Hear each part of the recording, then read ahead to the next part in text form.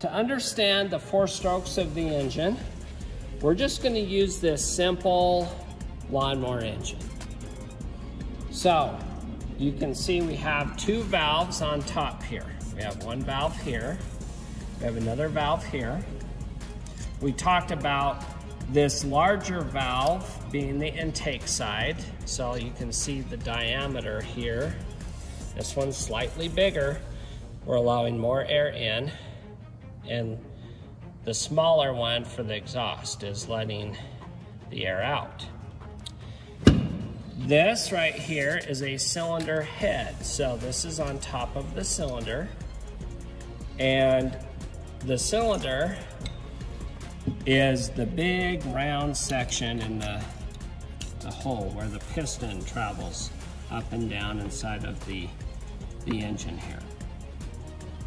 So, to understand the strokes of the engine, we'll get it here and we'll go through the different strokes.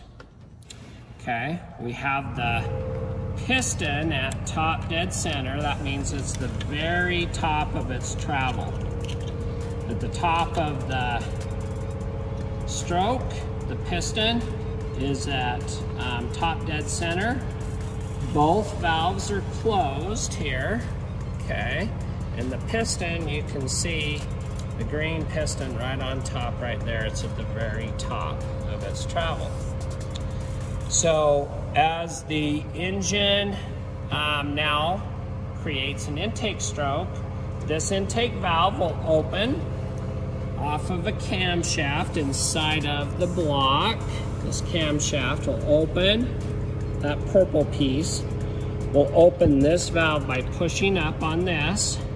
And we'll show you how air coming through an intake manifold will go into the combustion here.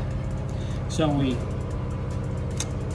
twist this and the intake valve opens and all the air comes through the manifold, in through this intake valve, and it's going to go down all the way down to the bottom for the intake stroke. So that means this valve's open and all the air goes inside of the cylinder. That's called the intake stroke. Now we're going to go up with the piston and the valves are going to close. So as I rotate this, you can see how I rotate it, the valve closes on top and it compresses that air-fuel mixture at the very top. Once it gets compressed to the very top of its travel, we have a spark plug that sits here, and it's going to ignite to create power. And it creates an explosion. There's internal combustion that explodes.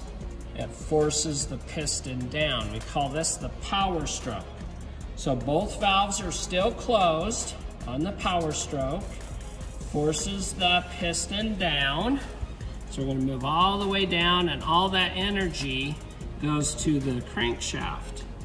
And that crankshaft is what we have attached to a lawnmower blade, maybe a transmission, whatever we want to gain power from.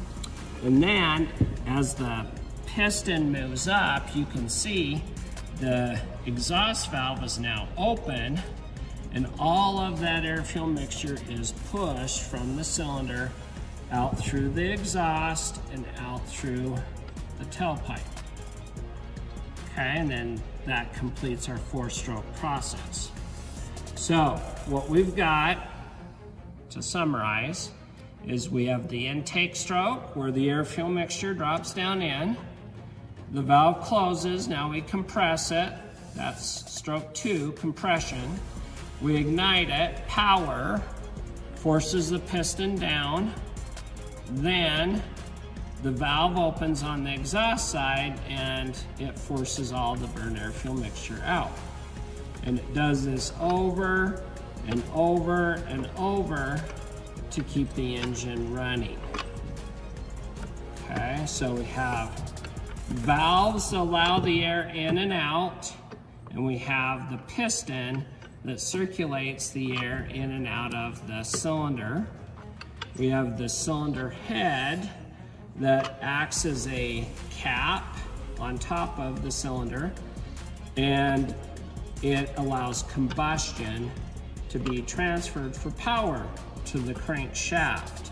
And then this crankshaft is attached to a transmission or a mechanical pulley device, a lawnmower. In this case, this is a rototiller engine. The camshaft and the crankshaft move together, gear to gear, to keep everything in sequence and time, just like our other engines that we went over.